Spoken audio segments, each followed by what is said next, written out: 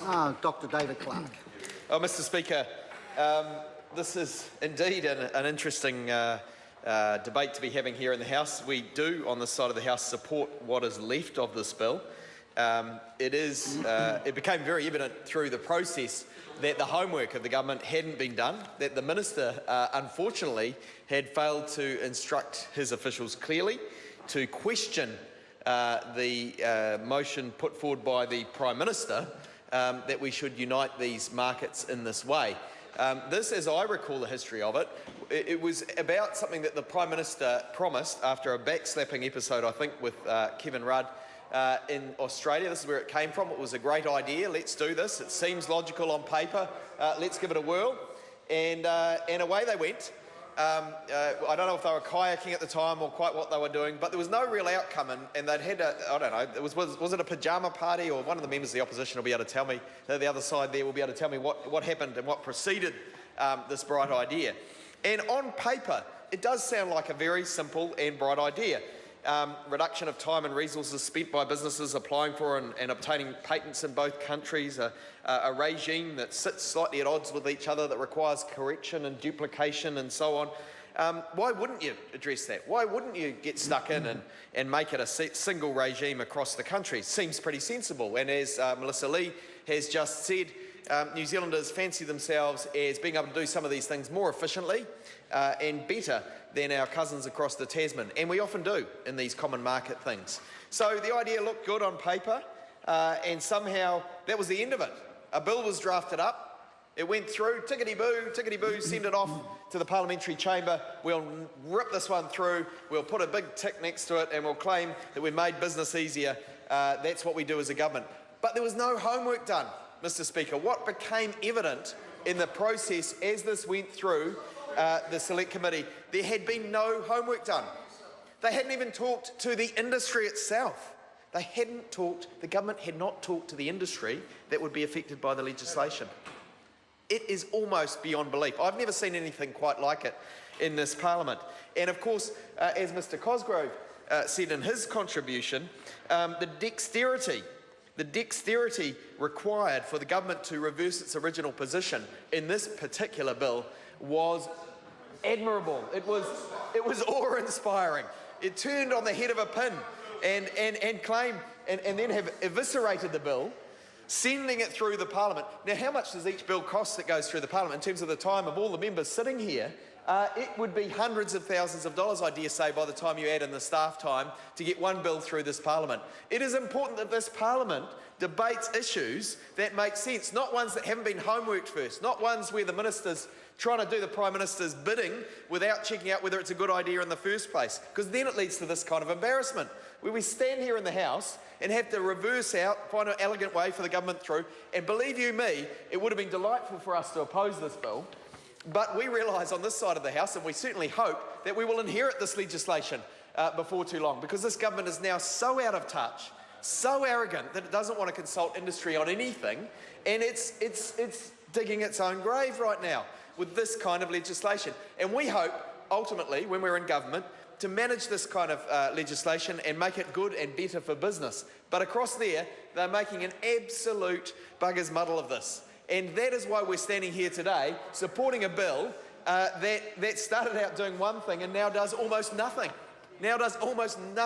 It's because that was the save that we could make that actually got a bill through that did one or two little tiny things that needed to be done anyway, and somehow went some way towards justifying the hundreds of thousands of dollars of parliamentary time that it costs to put a bill through. We didn't want to just oppose it and have an absolute shambles go through because they had the numbers. We had to find a way through in the Select Committee process that somehow made sense, that somehow satisfied the industry.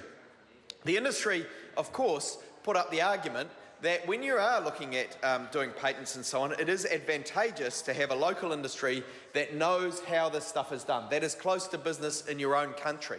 Because as people deal with intellectual property, naturally enough, they reach out to those who are closest to them, the people they've dealt with before, the businesses who help them with their intellectual property development. And if you were to gut the industry in New Zealand by changing the requirements completely overnight, you would end up with a situation where New Zealand businesses were required to get in contact with a Sydney office they'd never had anything to do with, or a Melbourne office they'd never had anything to do with, and you'd have the world turned upside down. You'd have effectively a loss of intellectual property to New Zealand, where the whole object should be that you set up a regime that looked to gain intellectual property for New Zealand longer term. The whole thing was an absolute shambles. It was sloppy, unedifying process of drafting, as the report notes, Mr. Speaker. It was one, at least, and I congratulate members opposite, I really genuinely do, where they also could see how bad it was, and they had the courage over there to challenge the minister and say, look, this is just so bad, this is so bad, we are going to recommend to the minister that we take out the key parts of the bill. And there you have it in the combined report from both sides of the Select Committee that says, we therefore recommend that Clause 5 be deleted to remove the empowering provisions.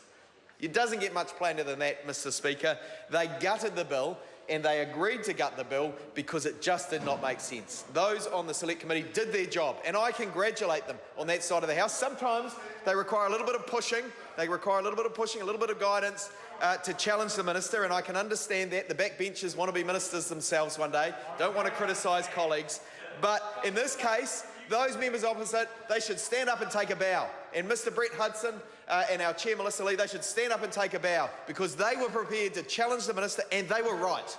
They were absolutely right. The thing is a shambles, and members on that side and the backbenchers, they were prepared to stand up to a minister who hadn't done his homework, who was too quick to say yes to the Prime Minister, to try to do bidding for something that was completely indefensible. It wouldn't have got this far down the track if the minister himself had spotted it, if he'd asked officials to do their homework, if he'd asked officials to talk to the industry properly, if he'd asked officials to talk to the Australian counterparts, who incidentally stopped work on it when they saw that it was an absolute shambles too. The Australian counterparts stopped work on this. They have no intention of bringing this into place. Everybody could see that the bill as it was proposed was not good for New Zealand and was unlikely to proceed because of that. And thank goodness again for Mr. Brett Hudson and Ms. Melissa Lee, who stood up along with other members of the committee and said, enough. Enough, Minister. This is a shambles. We will have nothing to do with it, and we will be glad to eviscerate it for you. And so you don't have to face the ignominy of going out to the industry with a bill that has just made a mess of that whole field, Mr. Speaker. Mr. Speaker, I think we do have to look at the bigger picture and see that this bill is a sign, one of those signs, one of those symptoms of a government that has lost its way. It is a government that had once upon a time a claim to represent business, and small business in particular.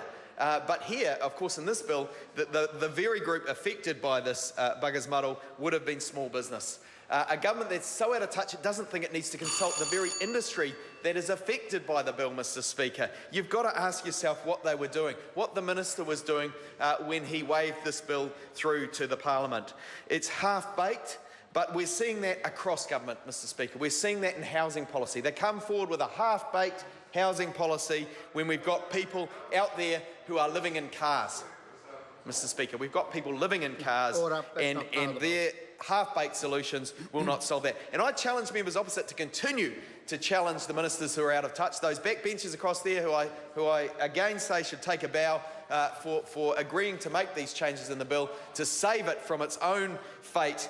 That they should stand and take a bow, but they should also challenge the government as more bills come through this House which eviscerate, which achieve precisely unedifying outcomes for industry, for New Zealand and for business. Good on those members of the committee who stood up and said we won't stand for this. Good up for those, well done those members of the committee across the House who said the minister needs to do his homework. The minister's been put on notice, and I hope that the bills we receive in future will be better for New Zealand, better for business and better overall. Thank you, Mr. Speaker.